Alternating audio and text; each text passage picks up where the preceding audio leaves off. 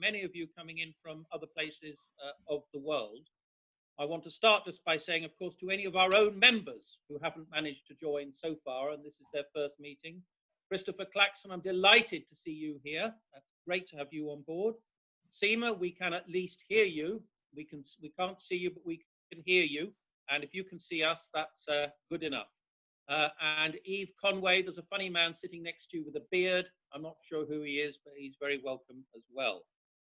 Now, what I always do at this stage is to ask if we've got any visitors from overseas, and Clive will go round and ask you just visitors from overseas and ask you to introduce yourself and just give us a 15-second appraisal of what is going on in whichever country you are listening to us from.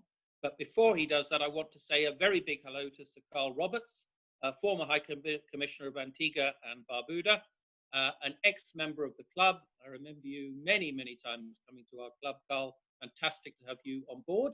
And we will hear from you in a minute about what is going on in Antigua and Barbuda. So Clive, would you mind going through any overseas visitors, please? Yes, if the overseas visitors, if you could unmute yourselves, please, and then introduce yourselves. And I'm just going to go onto my gallery view. Stefan, would you like to speak? Stefan Ritter from Germany. Yes, I'm the first time here in the Zoom meeting, and I come from Germany, and I love your club. I'm staying in London because I can't go back to Britain when I go to Germany, and that's why I love to be here. Thank you. Good Welcome, to see Stefan. you. Good to have you here. Tim, I'm going to unmute you now. No doubt you're in Brussels again. Clive, yes, I'm in Brussels. Nothing has much changed here, but we've now opened up all the shops. The life is beginning to go back to normal, but people are wearing masks all over the place, even in streets where the pedestrian ways are very narrow. And we are now finding that the level has come down, that people are beginning to congregate in groups up to 6. So that's what we're doing in Brussels today. Okay, thanks, Tim. Thank you very much. Thanks, Tim. Todd, would you like to speak to us? Good afternoon.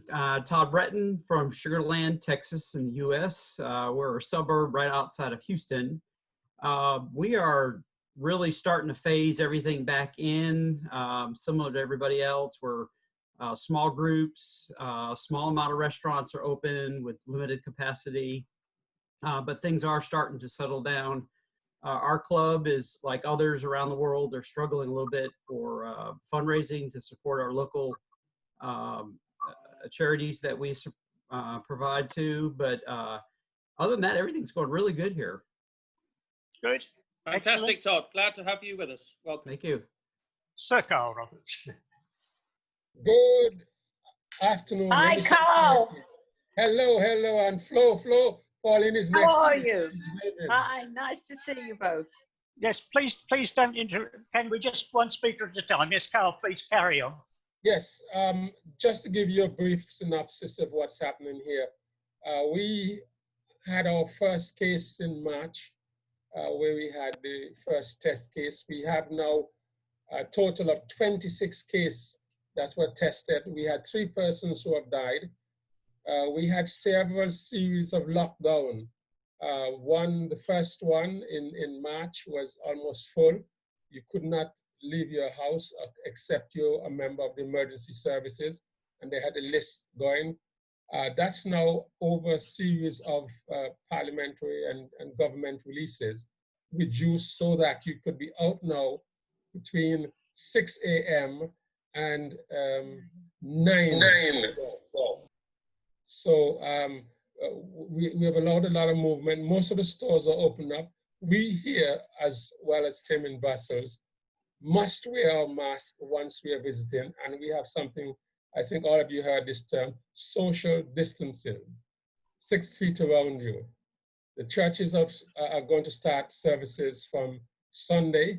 Some made a dry run last Sunday, and your numbers are restricted significantly.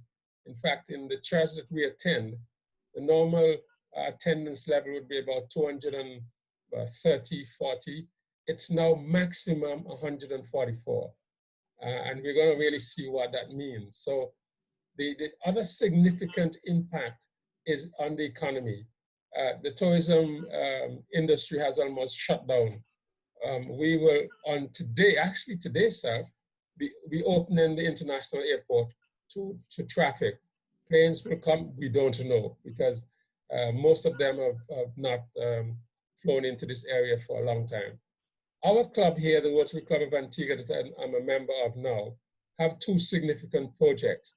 And one is the Rotary Meals Voucher Program, where we give to those persons who have been listed as very much in need. And the other one is a Bed at Home project, which we have started here. President Vanetta Rogers, she's a doctor, and you repair those beds, hospital beds, and put it in the home of the elderly who need that type of bed at home, rather than be suffering with a lot of bed issues. Those are the two main projects. I'll answer any question that you want of me, and I'll let you go from there because I know we have a guest speaker. All right, that's fantastic, Carl. It's great to have you on board. Thank you very much for coming along today. Thank you, Tim. You're welcome on any future Monday, for certainly the next month or two. We will not be back tonight. Thank you very much. Very good to have you here, Carl. Thank you. I also wanted to mention we've got a number of people from our new Rotaract Club of London joining us today. They're very, very welcome. I will come back to you guys and you girls a little bit later. I need to give you some members' news, and I'm afraid it's not all particularly good. Past President Gordon Warren, I did tell you a week or two ago that he had been diagnosed with pancreatic cancer, and that he was shortly to start a course of chemo. We did send him a card from the club. I'm very, very sad to have to tell you he has now had a mild heart attack. And apparently the heart attack can be the result of chemo. So I don't have any update on that. The news came from Harry. Thank you, Harry. And we will keep you posted if we get any further information on Gordon. You will also notice today that past President Vasi is not online with us. On Saturday night, she developed a very severe rash and had swelling all over her arms and her legs and her body. And as a result of this, and at least 2 doctors visiting her, she was admitted last night into Charing Cross Hospital for tests. So it wasn't a question of her going out in a stretcher or anything like that, but she has been admitted for tests. She's having all sorts of blood tests and scans today. She's keeping me updated, but she's working her mobile. She's very upset she's not here today. She introduced our speaker, Dr. Graham Walker. She is the one who initiated Carl joining us today. And indeed, the candidates that we are readmitting later on today are all people that she has proposed. So I'm sure we will all wish her very well. We have also been notified of the death of past RI President Frank Devlin, who has visited our club in the past. And Clive, you are going to say a few words about Frank. Yes, thank you. Thank you, President Tim. Yes, I was shocked and saddened last Thursday morning when I opened up my Facebook pages to see that past RI President Frank Devlin had died. Frank was president of RI from 2000 to 2001 and chaired the Foundation Committee 2005-2006. As Tim said, Frank has visited our club on more than one occasion, has been a speaker on more than one occasion, and he's even attended one of our social events, which Vasi organised. I've met Frank on many occasions over the past 20 years. He was a remarkable man. Every time you met him, he made you feel as if he was meeting his long-lost friend. He was, to use a cliche, he was a real people person. I'm sure he greeted me like that. I'm sure he greeted everybody else like that. Eve and Robert and I had the pleasure of taking him to dinner on a number of occasions when he was in London. And he even went to one of the Rotary Club of Redbridge's tea parties in someone's house last year when he was with us. Nothing was too little for Frank. Nothing, he had no side at all about him. He's one of the most successful entrepreneurs, I think, in Rotary. He started at the age of 8 He was living on the US border. He's a Mexican. And he started by going and getting candy and selling it to the children. And he soon had a whole group of children working for him. At the age of 22, his father died. He took over the business that's an optician's practice. And he managed to increase that to 1,200, yes, 1,200 opticians practices across Mexico, Guatemala, and the United States. And in 2016, he was voted the Entrepreneur of the Year for Mexico. He was an extremely charismatic character, very extrovert. I don't think, I've had the pleasure of knowing many of the RI presidents over the years, but Frank really did stand out. He stood out in every way. He was 6'6" tall. And he had attended, I think, every RI convention for more than 40 years. And that's what he told me about 3 or 4 years ago. He will be greatly missed in Rotary. I will greatly miss him. And I wanted to mention it here because there will be people in the club who have met him.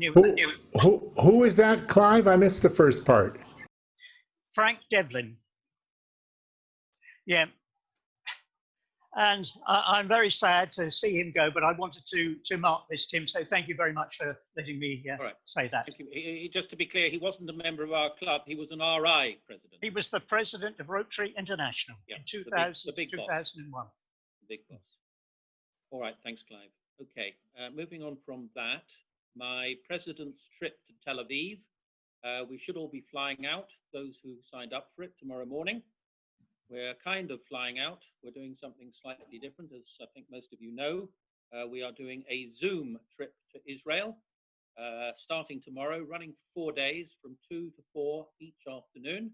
We will be taken by a private guide using various methods around all the sites that we were going to be seeing in Jerusalem and Tel Aviv. If you are thinking of signing up and you want to sign up, or maybe you haven't even heard of this before, you should have heard of it before, please come back to me or Julian and we can send you the details. It's still not too late, but I've got over 40 people signed up for it, which is very encouraging. 22 Zoomers making 40 people, so it's not too late to join if you wish to. In terms of announcements, could I remind you that the Community and Vocational Committee have a meeting. If you stay on this Zoom at the end of our formal meeting, they will be holding a committee meeting. To give you a quick update on the lockdown appeal, I'm delighted to tell you it has now reached £12,500, which is absolutely fantastic. And that is including about £1,500 from gift aid. We've given away certain amounts of money, which I won't go through again because I have done that every week so far. But please remember at the moment what we're doing is collecting money for various children's charities. And we're trying to get to a minimum of 2K for each of Roald Dahl's marvelous children's charity, the Rainbow Trust, Brainwave, and Kids Out. So they're all very, very, very significant, worthwhile charities. Please do keep the money coming in. Please remember what you're saving by not attending Rotary meetings on Mondays. I have now had a formal letter from the Salvation Army thanking us for our donation. We made a donation to them out of our charity account. It wasn't from the appeal. I did read something out last week about nappies because it is being used in South London for particular purposes, but I'll just read the formal letter very quickly. Thank you very much indeed for your wonderful donation of £2,500 sent on behalf of the Rotary Club of London for the work of the Salvation Army. We are truly honoured that the Rotary Club has decided to support our work in such a positive way. I would ask you to convey my heartfelt appreciation to all those who contributed. I've worked with many Rotary clubs around the world during my service as a Salvation Army officer, and it has always been a constructive and enjoyable partnership. I thank Major Brian Sluice for his help in facilitating this donation. It is so heartwarming for me and all our officers, staff and volunteers to know that as we grapple with the everyday task of serving suffering humanity, we have the support of people like you behind us. This gives us the strength we need to carry on bringing love, friendship and support to all those people who turn to us for help every day of the year. As requested, your donation has been allocated towards our work in South London. My colleague, Major Valerie Michael-Priest, has already written to update you about the work being carried out at the Camberwell Baby Bank. This donation will help this work to continue, and will make a significant difference to help people affected by the coronavirus pandemic. We hope you and the families of all your Rotary Club members stay safe and well during this difficult time. Send you our renewed thanks and warmest wishes. Dr. Dean Pallant, Lieutenant Colonel, Secretary for Communications. So it's very nice to have received that letter. Turning now to the Rotaract Club of London. As I think I said last week, there can't be many, if any, clubs currently being formed at this moment in time during the COVID-19 crisis. But we in London are forming a new club. It's been in the offing for some time, and very many thanks to all those who have persevered with the project to bring it to fruition. In our own club, David Johnson, Sabrina, Chicago, Sean and Amy have all played a big part in getting this organised and bringing it together. We, as the Rotary Club of London, are the sponsor club of the Rotaract Club of London. And the idea now is that each Rotaract club is linked directly to a Rotary club so that each one can assist each other in whatever might be necessary. They will be holding their inaugural meeting this coming Wednesday at 7:30, and the Rotary Club of London members are invited to attend. Julian will be sending out an agenda and a Zoom link. Right, I have the certificate, the formal certificate, called the Certificate of Organisation, which effectively is their charter. I am now signing this as the president of the sponsoring Rotary Club.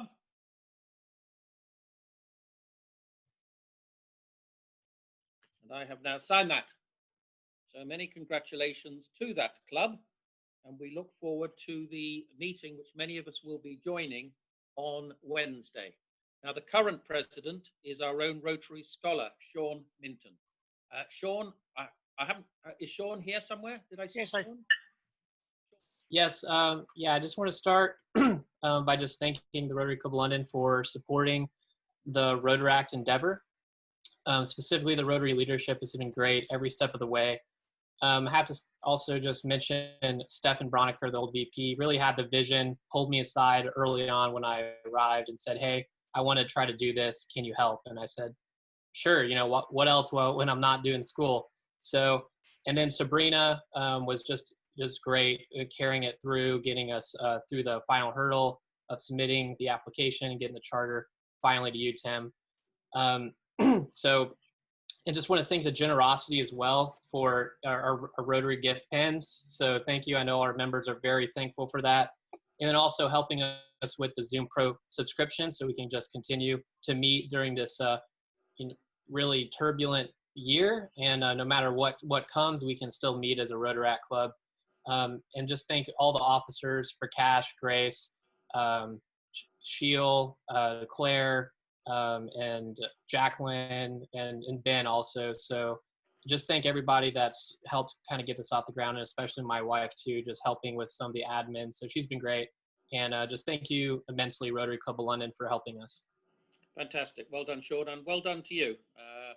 You've been more than just a Rotary scholar to us, because you've been the president of this club. So very well done. And if I can just explain to the members that we did send to each of the founding members of this Rotaract club one of our Rotary Club of London pens by way of a souvenir. So they should all hopefully have received that by now. Can I just mention, Tim? Please, Clive. Yes, Stefan Brownaker has just joined us. Fantastic. Sean mentioned. You have just been thanked by Sean for your part in pushing ahead the Rotaract Club of London. And if you missed it, I have just signed the charter. So it's very good to have you with us today, Stefan. Thank you very much. Unfortunately, I missed it. I'm at work. Okay, well, it has just been signed. So the club will now formally meet on Wednesday. So I don't know, goodness knows what time that will be for you in the US, but it's meeting Wednesday evening at 7:30. So hopefully, thank you very much. Make that, Stefan. Okay. Well, congratulations. Yeah, brilliant. Thank you. Okay, moving on. We have two birthdays this week. Bruna Colombo Otson, she's not on board, I don't think, Clive, today. I haven't seen Bruna. No. But definitely on board is our Vice President, David Johnson. David, happy birthday this week. Your birthday is the 7th of June.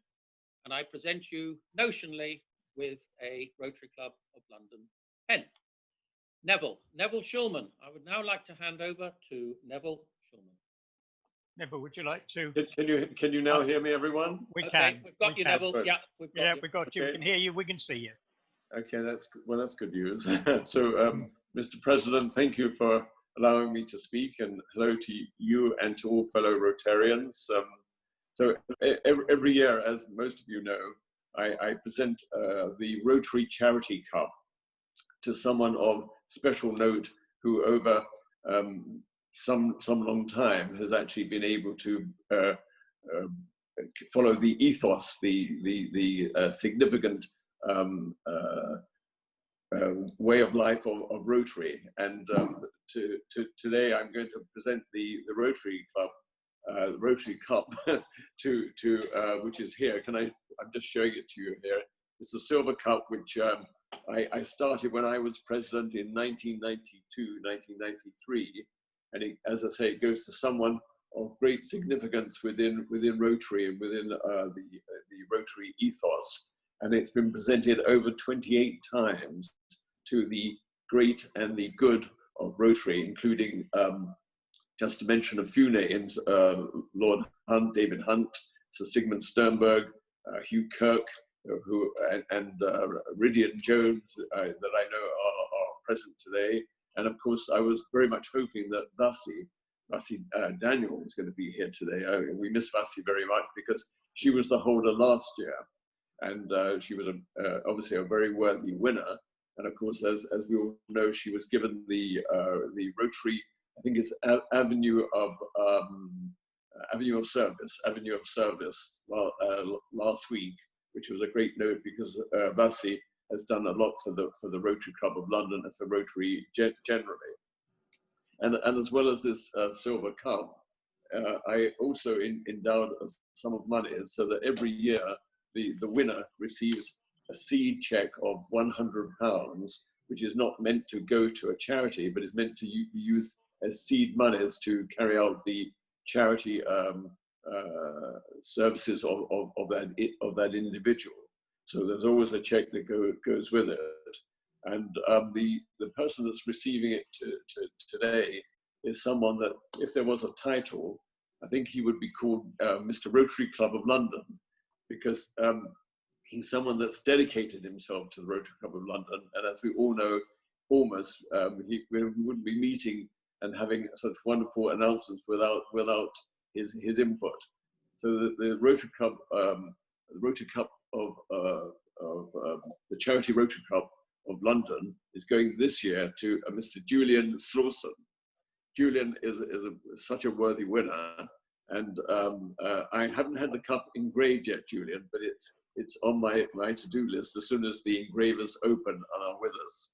And at the same time, there's also a certificate that is produced, and this is the certificate, if you can all see it, which I've had produced with Julian's name on it.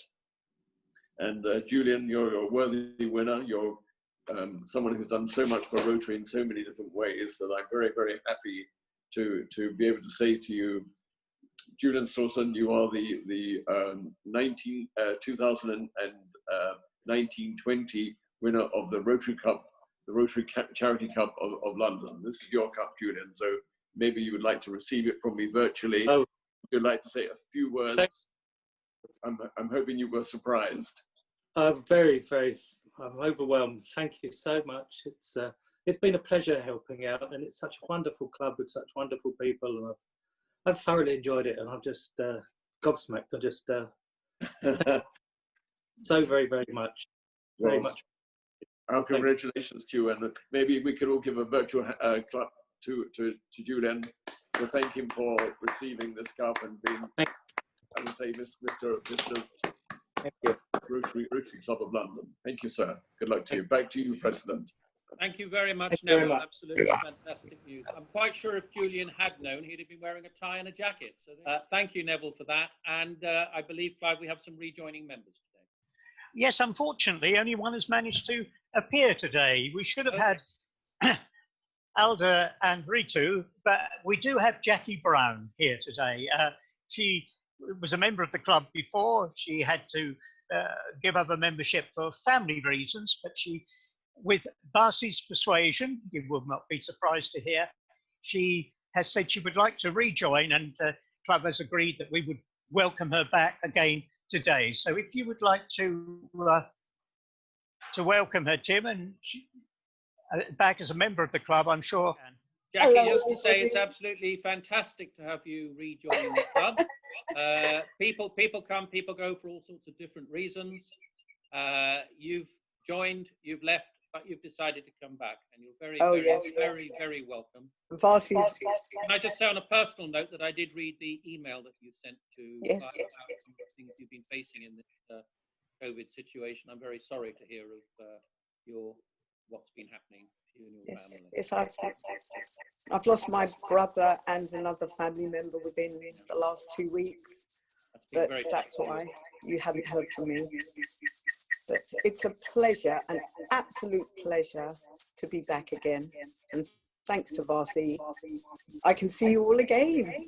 Fantastic. And we look forward to seeing you in the flesh, as it were, at some point in the future, and to you getting involved in various club activities. So, Again, yes. Thanks very much, Jackie, and welcome again. Thank you very much.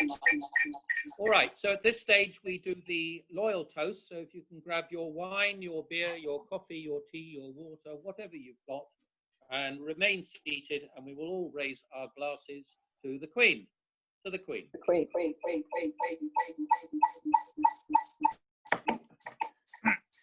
All right, now I think we need to mute. Jackie, can you unmute yourself again, because I'm getting a bit of echo. That's perfect. Okay, lovely. All right, so Varsi was going to introduce our speaker today, which I am now going to do on her behalf.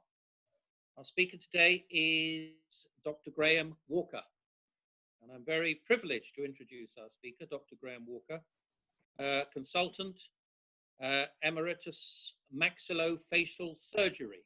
Graham is a retired consultant surgeon with an interest in the relationship between science, religion, and ethics. He worked for the NHS for over 40 years, establishing and leading the Department of Maxillofacial Surgery and the Head and Neck Cancer Service for Essex.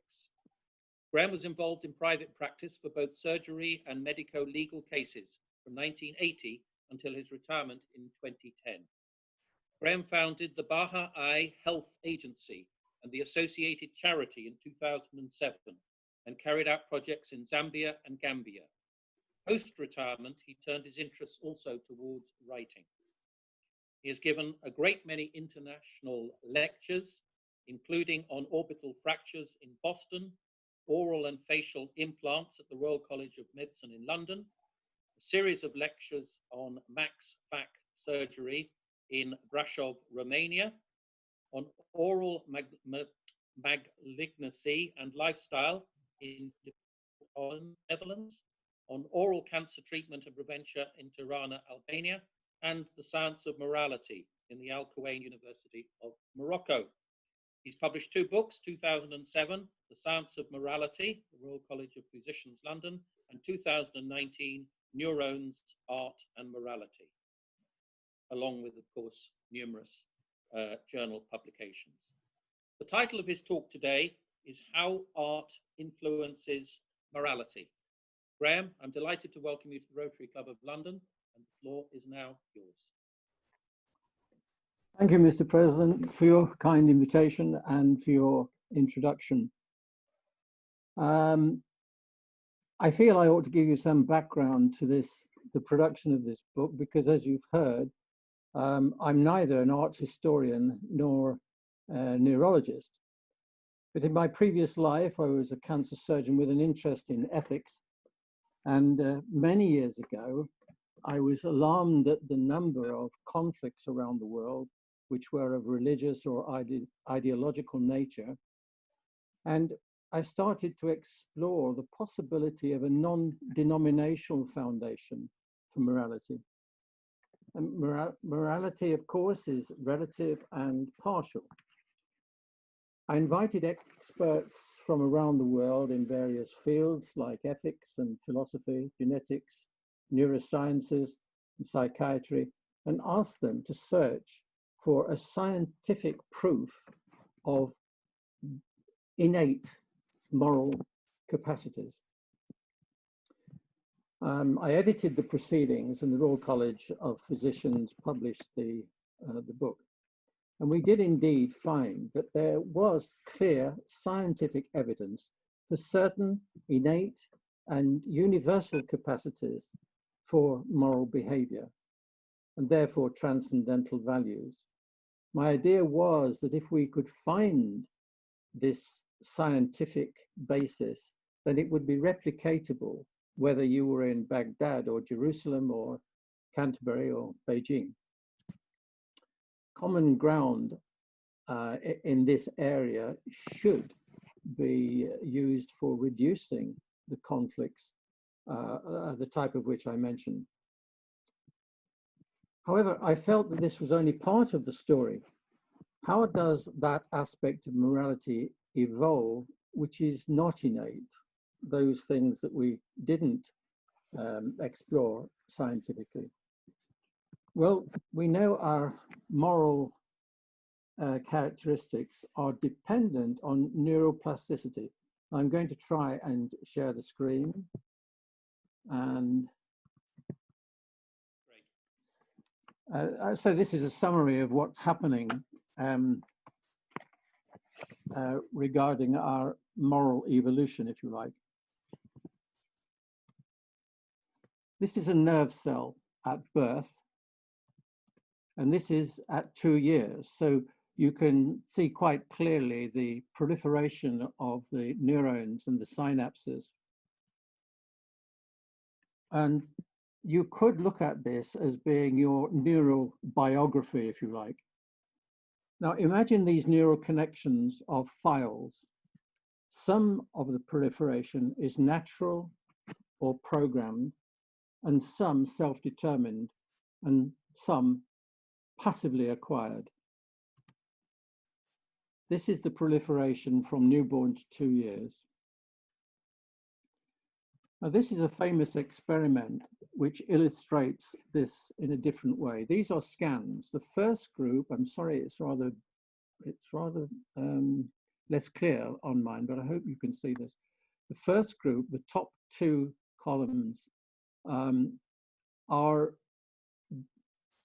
practicing finger exercises on a piano. The second group are watching, observing, and thinking about it, but not actually doing the practice. And the third group, of course, is control. And over the 5 days, these scans show an amazing increase in area of activity. Now, this is what also happens in moral development. Now, there are many books on art and morality, but none on the neural mechanisms of the interaction.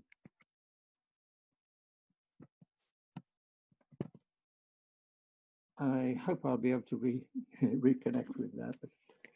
So what are the factors which influence this moral development? Clearly, there are sources of didactic moral instruction, such as religious revelation, philosophical and ethical works, Aristotle, Socrates, etc., oracles, myths, folklore. But art also plays an important role in moral education. In fact, we can observe this as arts seem to be a moral barometer. They lead change, but also respond to the moral zeitgeist of the time. We see this through its use as a moral educator of the illiterate by the religious authorities, and later with its use as propaganda and protest art. Because art has the power to communicate at the deepest level of human psyche, it reflects our inner realities, especially where words fail us, vivifying thoughts and emotions. It may help us even to recognize our own moral instincts, because when we look at particular paintings, we are reminded of those values and aspirations which underpin our acculturation and morality. Now, what interests me in particular is how armed with a paintbrush, canvas, and pigment, an artist can transmute the idea in his mind to one in yours. Not only that, but to make you think what he intends you to think. That is quite magical, I think. I'll try to explain this, how the artist achieves and the viewer perceives, by reference to the physiology of vision and the neurology of memory, reflection, mental life, and looking at some of the tricks and strategies employed by the artist. It's not simple, and you may be surprised to see that not only your education and culture are at work, but also your genes and hormones. First, let me say something about vision. Anyway, so let me say something about vision, because this obviously is the key. Now, light in the form of photons hits the back of the eye, the retina, and it's converted into electrical energy. This is transferred along the optic nerve, going to the right, and ends up in the visual cortex, the occipital cortex, where it produces a pixelated array. On the way, it has over 60 connections with different brain centers. And the ones we're interested in are somatic, empathy, memory, what, where, and how. So let's take the somatic first. This is, the somatic centers are responsible for, somatic centers are responsible for pulse, blood pressure, perspiration, breathing, digestion, etc. And through the connections with vision, we're endowed with pleasant sensations of beauty and the unpleasant sensations of revulsion. The descriptive phrases of this process are found in everyday speech. Take my breath away, heart all aflutter, butterflies in the stomach, glowing cheeks, etc. And the ability to feel these inner disturbances is called interoception. And there are probably those amongst us who recognize this in its enhanced form from tachycardia, sweating, and faint, which is called eponymously Stendhal syndrome. I think John Keats had this capacity. If you read his sonnet on seeing the Elgin marbles, you would recognize this from his description of his own rapture. Now, this is closely associated in behavioral science with empathy. So let's look at the connections for empathy. Empathy is a powerful element in artistic persuasion. It is served by the amygdala, and you can see the yellow areas on the brain scan. Now, to the right of those scans, the first column is when volunteers are shown a fearful, dark red, or a neutral, blue face. So they're registering what they're seeing, and this is the degree of function in the brain. Now, the next two columns are where the faces are not recognized, it's subliminal. So they're looking at the same faces, the fearful and the neutral, don't recognize them because it's too quick, too short a time exposure, but the reactions in the amygdala are still there. What that means is that it is innate, unmediated reaction.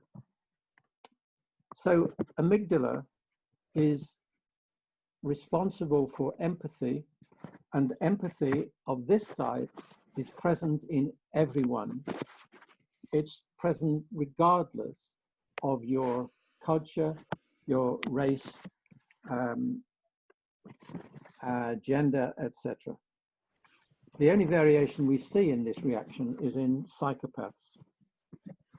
I'd like to illustrate this in the artistic world by showing you two paintings of the same subject by two different artists. The first is Giotto. I find this unmoving. It's flat, unconvincing as a mass murder scene. You probably will agree. The second one is by Rubens. Now this has that magic and power by which he even makes you feel aggressed.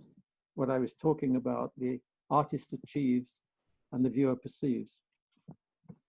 What we're feeling here is that empathy processed by your amygdala. Now, why is there such a difference between these two? The difference is not only in the obvious variations in physical detail, but these soldiers are not lethargically poking a stick, as it seemed in the previous one. They are frightening, muscular killers, slamming babies into the ground. There is true agony in the faces of the mothers and grandmother, but it lies also in the contrast, the luminance steps, the dynamism, high energy postures, and of course, the use of color. He accessed more of our brain centers more deeply. And if we did comparative brain scans with looking at this and the Giotto version, we would see that more centers were being accessed for longer.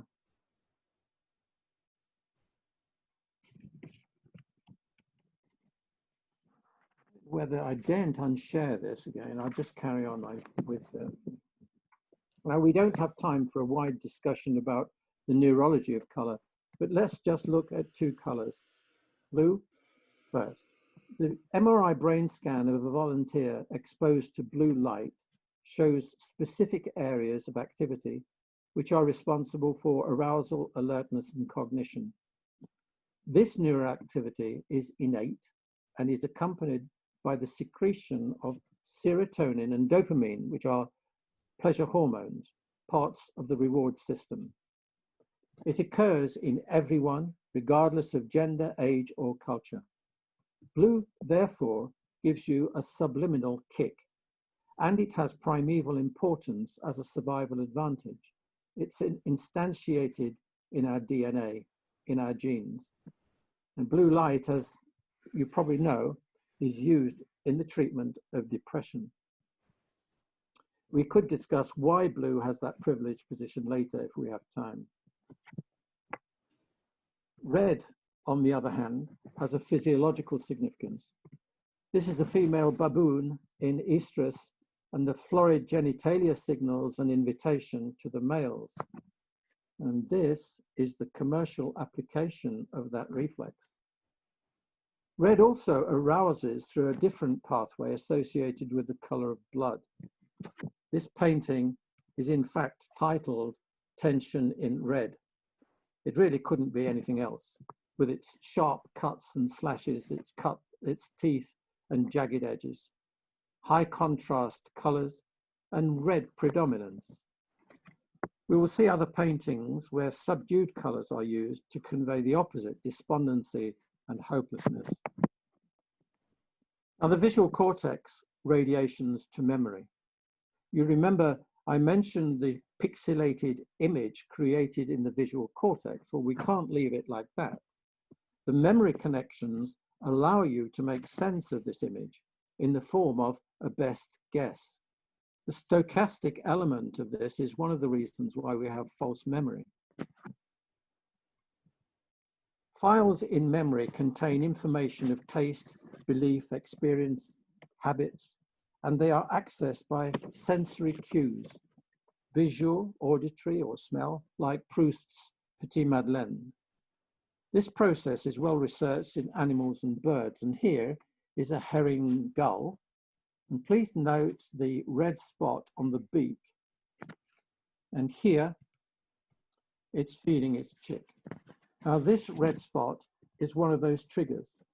It triggers for the chick's feeding response. Now, if a stick with a red spot is shown to the chick, it triggers the same response. And interestingly, if there are 3 red spots, there is an enhanced response, the peak effect. Now here, the superfluous detail of the bird's head is discarded, and the specific detail, the spot, which tells the chick is its mother and she has food, is emphasized. The process involves discarding irrelevant detail.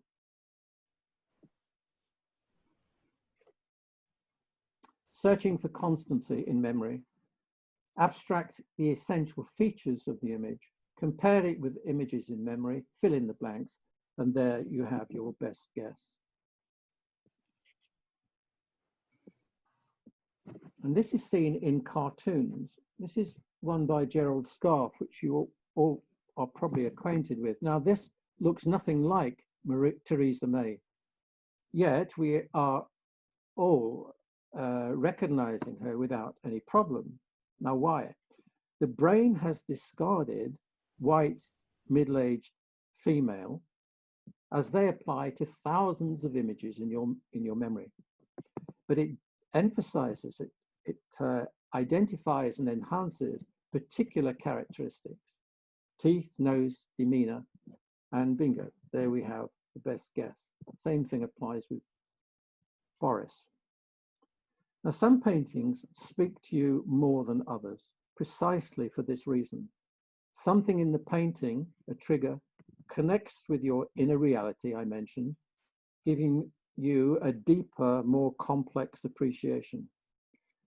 Of course, logic is playing in the background too, so that we don't make any outlandish best guess. For example, look at this cube A.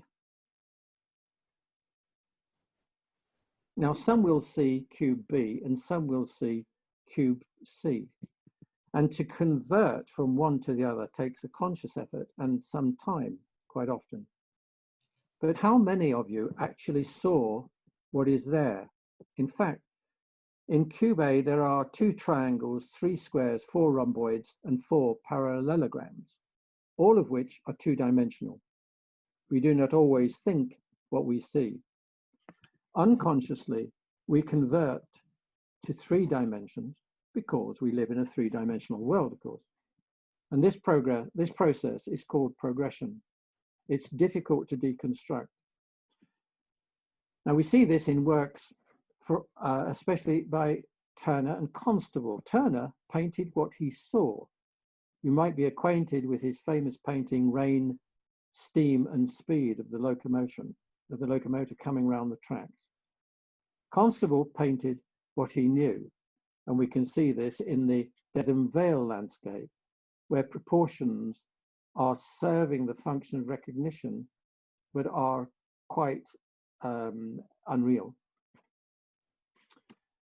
I'd like to show you one more example of unconscious visual process.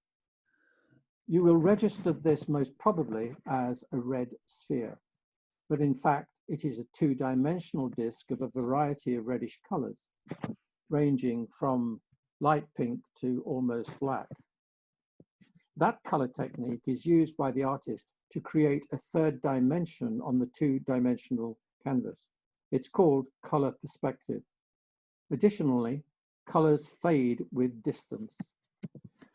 So when contemplating a painting, we are consciously assessing some aspects of it, but we are simultaneously subject to many unconscious manipulations. I think this is why our emotional response is sometimes impossible to articulate. Therefore, some paintings effect moral reaction by direct or indirect manipulation of the viewer. Paintings such as this, The Descent from the Cross by Rubens, it has a simple message and a direct effect on us. This immediately conveys to those with even a superficial biblical knowledge the basis of Christian morality. Such iconic paintings were used by the church as vehicles for moral instruction of the illiterate. Similarly, folk icons were used in Nazi and Soviet propaganda art. Napoleon Bonaparte was his own icon. Then there are those that require more thought. This is the Oath of the Horatii by Jacques-Louis David. Now we can place this in time and space because of the obvious physical details, but we sense the seriousness through the postures, the somber colors, the august building, and the distressed demeanor of the women. Now there are any number of masterpieces which on analysis reveal the methods by which we are led into deeper understanding. Allegory and metaphor are widely employed in moral painting, and this by John Martin, his monumental The Great Day of His Wrath, inspired by St. John's account of the end of the world in the book of Revelations, is an unmistakable message. The symbol of God's power, the symbols rather of God's power wreaking havoc on earth. There is earthquake, thunder and lightning, stars falling to earth, rivers of blood, and cities and mountains falling into the bottomless cavern that warn the unrepentant. In his last judgment, similarly, we see God and his angels opposed by Satan, the whore of Babylon, seven-headed dragons and other fearsome beasties. The virtuous are to the right and are given clothes. The damned to the left, sinister, remain naked. There is the bright light above, indicating spiritual enlightenment, and darkness below, ignorance and evil. The devil and his armies are seen falling into the bottomless pit. Such doom paintings were hung on the western wall of the church as a reminder to the congregation as they exit, quite often, but otherwise above the altar to concentrate the mind during the service. Let me say a little about time metaphors, such as setting sun, a long winding road, clocks, extinguished candles, etc. And these are employed to warn of the approach of judgment, of what we've just been looking at. Act before it is too late is the message. And I found it difficult to choose an example from so many wonderful works, but this is one of my favorites. The Passage Boat by Albert Cuyp. This ship is the last to leave, whilst the others have sailed towards the sun and clouds gather above the wharf. Hurry to board before it is too late, is the message.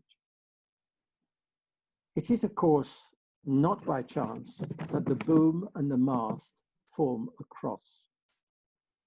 I'd like to go on showing paintings that illustrate these methods, but the next one must be the last. This is by the First World War artist Paul Nash. His initial enthusiasm for the war quickly changed to bitterness and scorn for the government and the military leaders. His brother John was an official war artist and was contractually restrained in what he painted and said, but Paul was not official, as you might guess from his sarcastic title. The subdued palette convey the despair and hopelessness of war. The blasted trees and devastated empty battlefield convey the futility and pose the question, for what? He described the scene as nearer to Dante and Poe than nature. He was deeply moved and recorded his despair in letters to his wife, which are too tragic for me to read. How can we not empathize with him? How can we not also question the ethics of war, even the nature of mankind, and the morality of those who prosecute it? Such is the persuasive power of his art. Although, in other circumstances, we might vigorously support armed conflict. I think I've run out of time, Tim, is that right? So I'll end there. And thank you for listening. Graham, thank you very much indeed. You're right to take some questions, Graham. Yes, as long as they're not too difficult. I'm sure they wouldn't possibly be. That's good.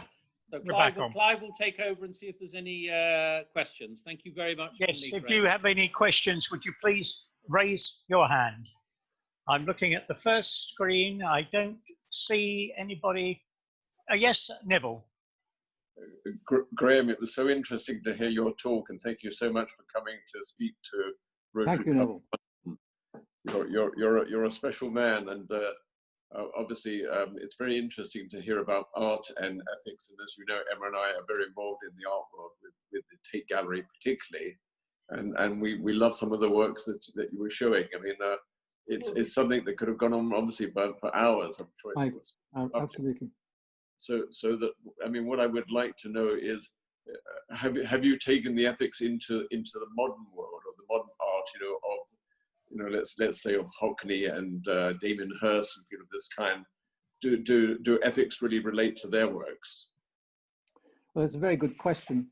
I stopped researching at the roundabout 1930s, 1940s, where art started to become abstract. And frankly, I feel unmoved. I feel no ethic or moral message in works by Rothko or Pollock and such works. There are in these modern paintings, I can't say everyone, because there are some that are still realistic, but in most of the modern paintings, I find there is an absence of human cues there to start us thinking about moral and ethical problems.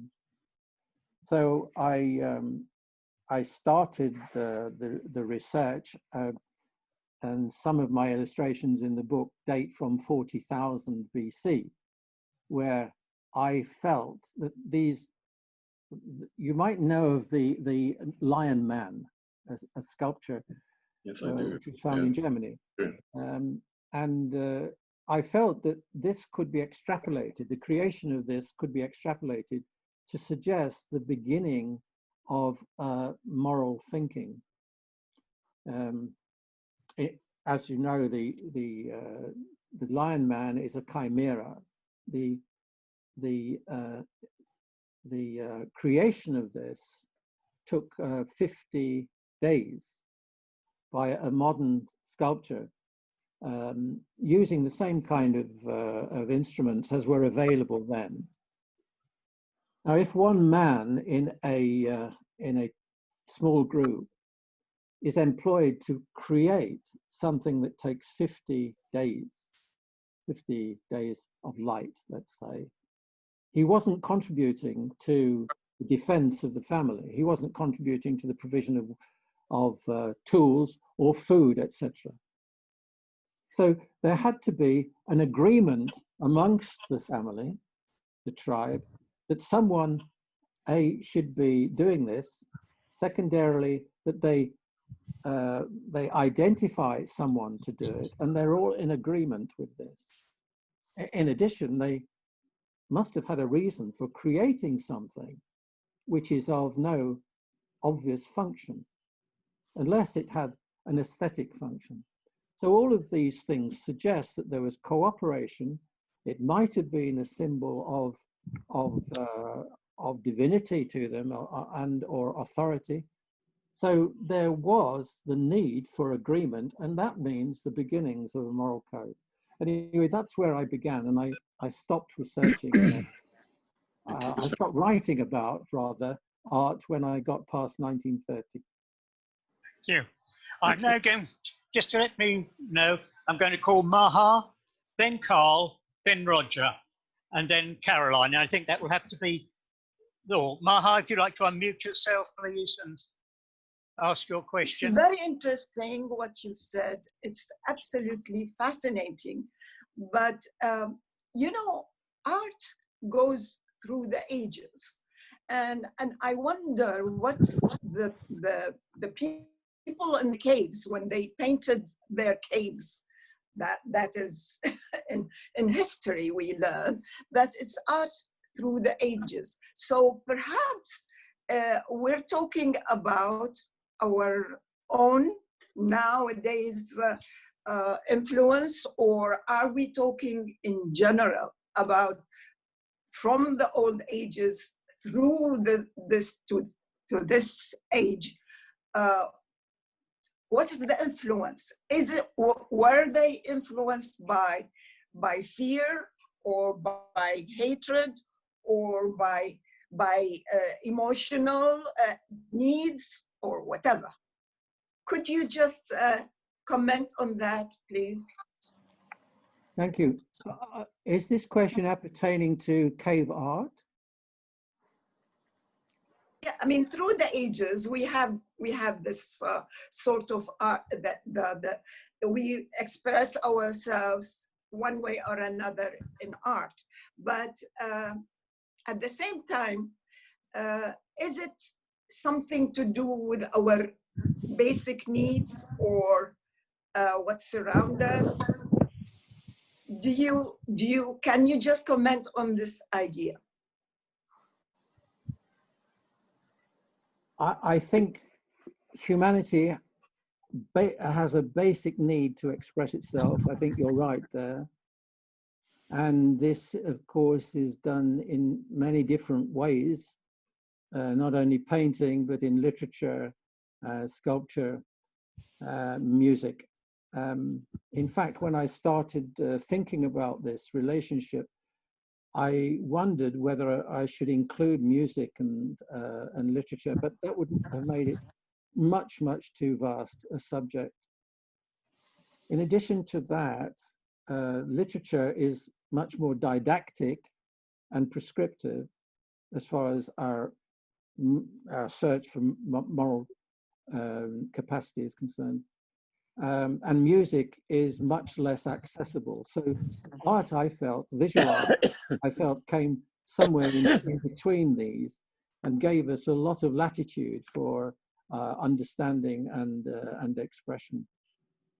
So apart from the need to express ourselves, I think there was also a thread of communication, which is an important aspect of civilization. And those images in cave art that you were referring to are often instructive and informative as to where you might find food or water, etc. They're also indicative of warnings. So that's another thing I think you mentioned, fear. But it may be that if we talked about this, we would be able to identify almost every human emotion driving the creation of art.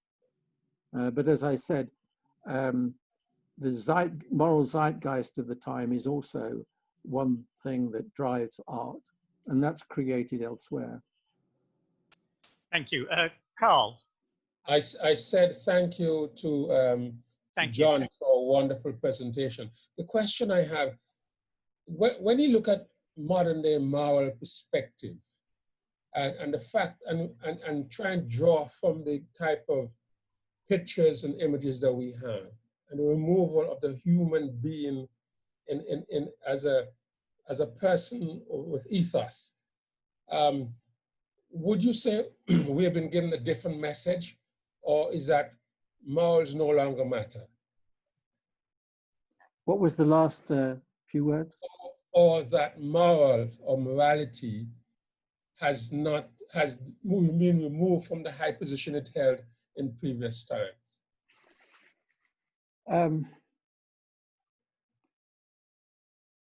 No, I don't think it's been removed. I think the moral message is very different, as you see through the progression of different art genres. If we look at Reformation art, for instance, it is very strict. Apart from some erotic art, which was created for private viewing. But as we come forward through history, we do find more progressive views of morality and especially sexuality, of course. But it's still there. I mean, even I'm thinking of Bacon and Freud. You can see their own struggles in their paintings, and their struggles were quite often, these paintings were quite often the expression of their moral struggles. Thank you. And then finally, I'm sorry, everybody, we have to make this the last question. Roger. Okay, Can you Roger. hear me? Can you hear me? We can, yeah. Thank you very much. I'll be very quick. That was marvelous. Thank you so much. And Neville's question was a very good question. But your answer to it really floored me, surprised me. I believe you said that you'd stopped looking after the 30s or so because modern art was not emotional. I'm paraphrasing, but did not evoke the same things that art up till that time did. Do you not think that modern art, abstract art, is actually nothing other than that, an abstraction? Starting with, for the most obvious example, Picasso, that modern artists actually use far less material and paint and form and shape and get right to the heart of what you're talking about. A few lines. I think, are they not actually trying to achieve what you're talking about, probably more so than the artists that preceded them? Well, thank you for your question. I think we could debate this for days. By that, I mean, you would, and I would probably bring to the discussion various examples. What I tried to convey was the more abstract the art, the more the viewer has to put into it. And sometimes I think, I mean, that's not, as I said, it isn't all modern art, but I just found it a much more fertile ground before the 1930s. Coming forward towards your, you're in mute, I'm sorry. I think the viewer should put as much into it as necessary. Both parties should work. Well, both parties should work, but if the majority of the work is by the viewer, then you see, what I find with quite a few abstract art pieces is that the art is in the actual description of it rather than the painting itself. And if we're told when going around the Tate that this painting is so-and-so, and it is like Malejevich's black canvas, we have to put in a lot of work there, and we can't be sure that the artist actually meant all of this. So yes, in modern art, we can sit and look and imagine and try to work out the cues that he's using, the tricks that he's using that I mentioned before, and make our own experience quite rich and deep. But I am never quite sure Pollock and Rothko and Co. and so on. I'm never quite sure that if we had a discussion with the artists, they would agree with what I was saying. Thank you, Graham. Unfortunately, everybody, we've run out of time. Tim, can I hand back to you, please? Thank you very much, Graham. For me, thank you very much one more time. And the vote of thanks today is going to be given by Ken Giles. So Ken, if you could unmute yourself, please, and give the vote of thanks. Okay, I think he's got a problem.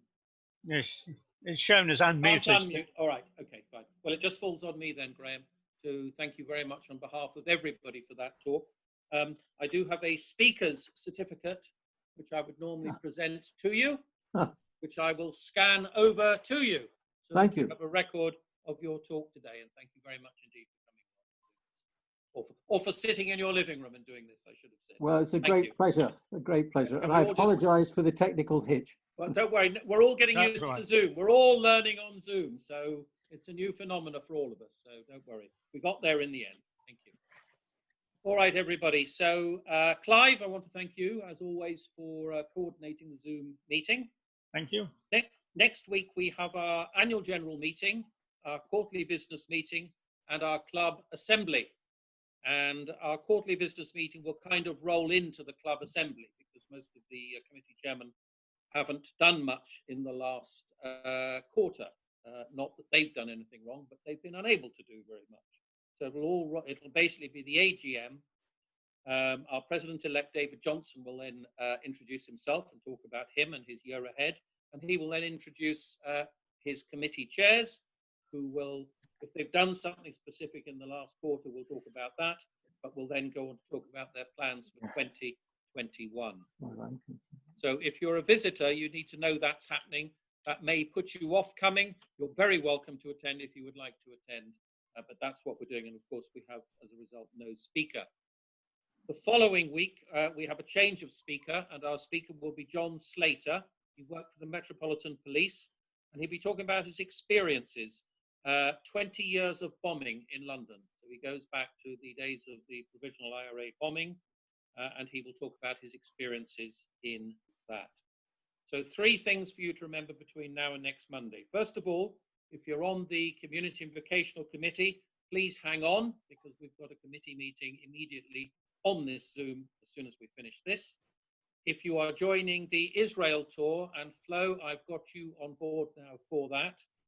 Suggestion was made by Ridian that we all wear those lovely shirts that Harry is wearing. If you can see Harry Simmons, he's wearing a Rotary Club of London blue shirt. I haven't got one, I'm afraid to say. If you've got one, you might want to wear it. It's up to you. The one thing you want to try to get, though, is a bottle of Israeli wine, red or white, and we will drink a toast at the end of each day with our Israeli wine. You can get that in Waitrose. And the final thing to remind you about is the formation of the Rotaract Club of London. Their meeting is on Wednesday at 7:30. Julian will send out the agenda and the link. It would be great if some of our club members can support this sponsored, or the club we are sponsoring. So, Clive, could I ask you please finally to unmute everybody? And if you could all grab your respective drinks. Waiting for everybody to unmute. Grab your drinks, whatever drinks you have to hand. No? No, we're not unmuted, Clive. Everybody's still muted, I think. No, everybody's shown as being unmuted. Really? All right. Okay, fine. Hello. Ladies and gentlemen, Cheers. Rotary and peace the world over. Rotary and peace the world over. Peace the world over. Thank you very much, and see Have a you good day. next week if I don't see you before. Thank you. Thank you. Thank you very much. Thank you very much. Everyone. Thank you. Thank you very much. Thank you. Everybody. Thank you.